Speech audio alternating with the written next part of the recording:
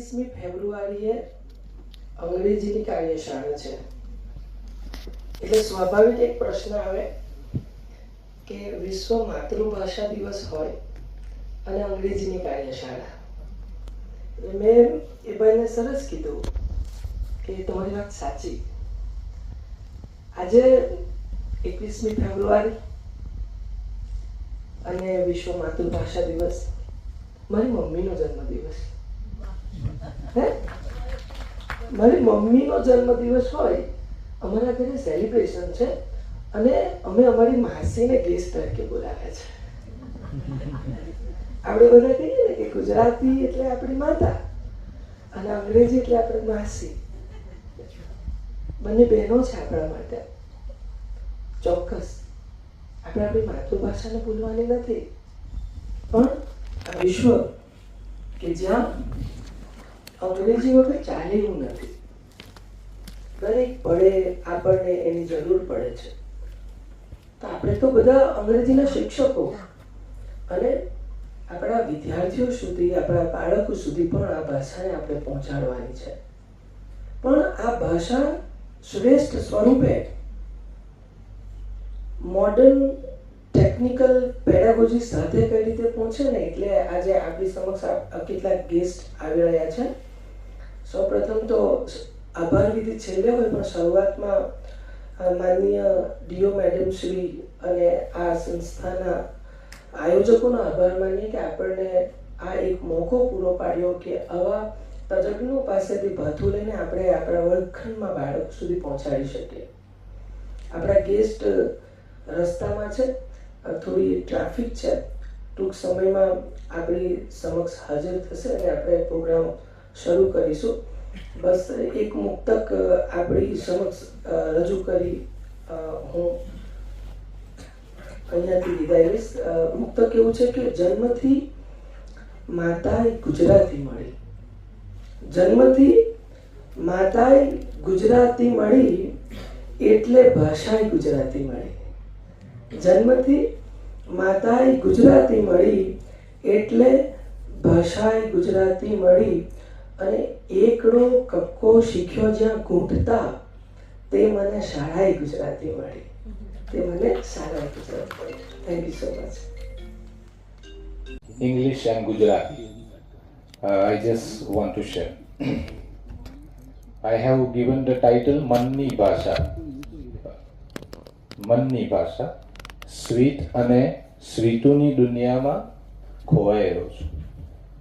Sweet અને સ્વીટુની દુનિયામાં ખોવાયેલો છું. માતૃ પ્રેમની નદીમાં હું પણ તણાયેલો છું. સ્વીટ અને સ્વીટુની દુનિયામાં ખોવાયેલો છું. માતૃ પ્રેમની નદીમાં હું પણ તણાયેલો છું. જગત ભલે નોખું લાગે હાય અને હાવ આર યુમાં. જગત ભલે નોખું લાગે હાય અને હાવ આર યુમાં. સ્વાગતની ચાસણીમાં હું પણ બોળાયેલો છું. સ્વાગતની ચાસણીમાં હું પણ બોળાયેલો છું. સવાર ભલે થતી આજે good મોર્નિંગથી. We all send messages to our friends and all colleagues. Good morning every day. We find such notifications. So સવાર ભલે થતી આજે ગુડ મોર્નિંગથી. પ્રભાતના કિરણોમાં હું પણ પરોવાયેલો છું. પ્રભાતના કિરણોમાં હું પણ પરોવાયેલો છું. વિદાય તો, સ્વાગત પછી હવે વિદાયની વાત. વિદાય તો થાય છે આજે ટાટા ગુડ બાયથી. ઓકે, સે એડ્યુ ટાટા ગુડ બાયથી. વિદાય તો થાય છે આજે ટાટા ગુડ બાયથી. વિરહની એ પળોમાં હું પણ મૂંઝાયેલો છું.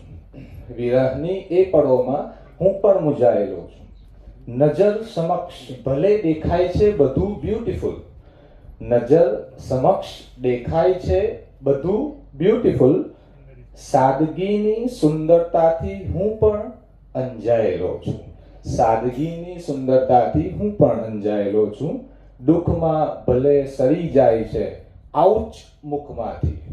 When we walk on the road and thorn comes up nearby us and કંઈક પ્રિકસ થઈ જાય, એટલે કે કાંટો વાગી જાય, અને એ કાંટો વાગવાથી પેલા મોઢામાં આજની જનરેશન ના મોઢામાંથી જેન જી જનરેશન જેને આપણે કહીએ છીએ, અને હવે તો આલ્ફા જનરેશન આવી છે 20-25 થી, તો આઉચ નીકળે છે.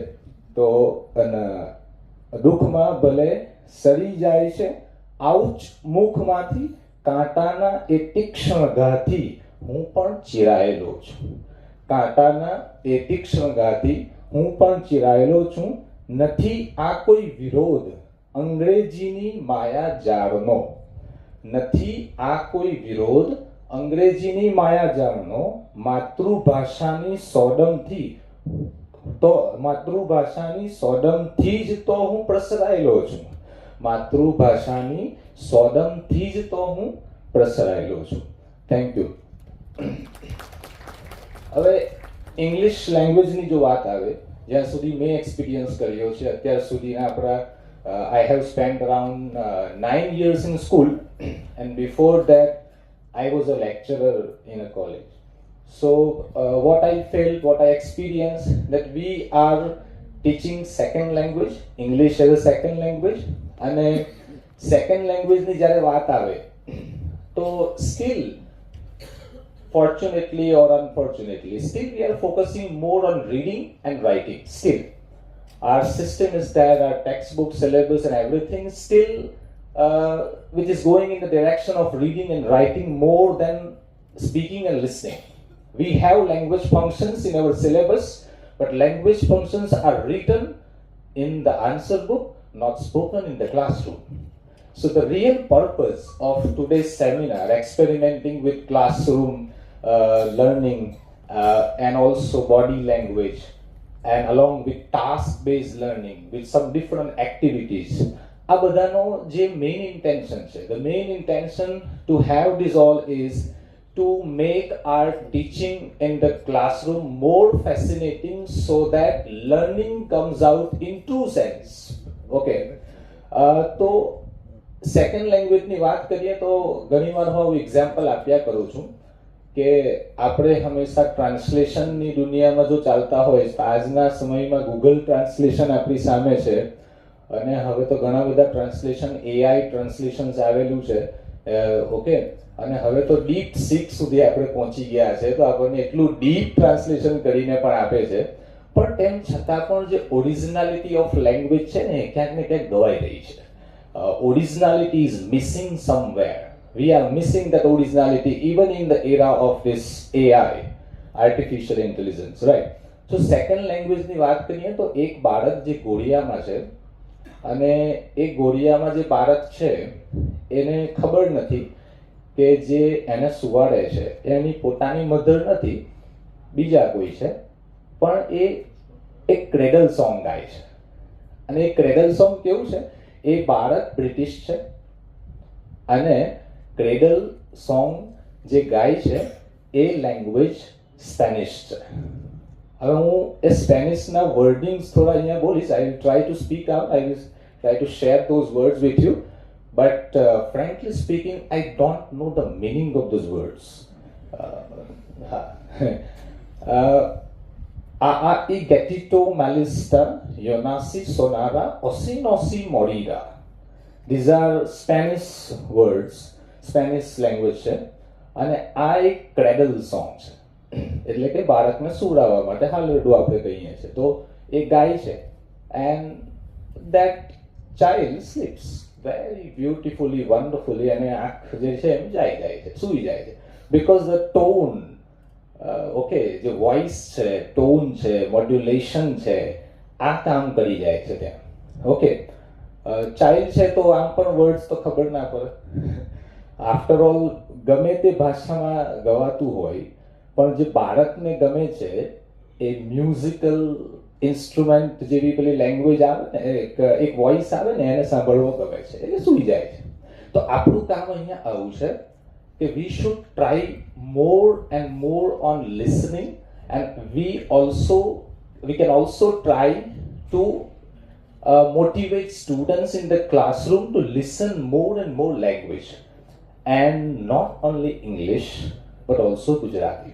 What I have experienced is that આપણી જે ગુજરાતી ભાષા છે ને એ ભાષાને જેટલી આપણે શુદ્ધ બનાવીએ વધારે ને વધારે તો એટલી જ આપણી સેકન્ડ લેંગ્વેજ વધારે આવતી જાય, which I personally fail during my learning days, and still I have been learning because we are lifelong learner. I don't consider myself teacher. I think we should all try to consider ourselves as learners. Okay. તો as a learner મેં જે experience કર્યો છે કે આપણા children, આપણા જે students છે એમને એક મોટિવેશન આવું આપી શકાય કે try to make your first language as pure as possible so that you can be able to experience better world in your second language. This is very, very important thing because what happens is in our locality, of course, our mother tongue is Gujarati. There are different dialects, sociolects, આ બધું આવે છે, આપણને ખબર છે અને એ effect આવે છે. But once a student comes in our school, we can encourage them to use pure Gujarati words. Because in classroom also, we can make a kind of atmosphere for them so that they can be able to utilize their resources in Gujarati in classroom and also outside the classroom. બરાબર છે. તો આ પ્રકારની એક activity પણ આપણે કરી શકીએ કે બંને લેંગ્વેજને આપણે એ રીતે એક્સપેરિમેન્ટ કરીએ ક્લાસરૂમમાં જેથી ગુજરાતી લેંગ્વેજ પણ એટલી થોડી પ્યોર થાય અને એના લીધે સેકન્ડ લેંગ્વેજ પણ આવતી જાય. Okay, so I just wanted to share this. Guests, I hope that they are nearby now. They will be here within few minutes. So I just wanted to share this. I hope we will try to implement all these ideas. Thank you.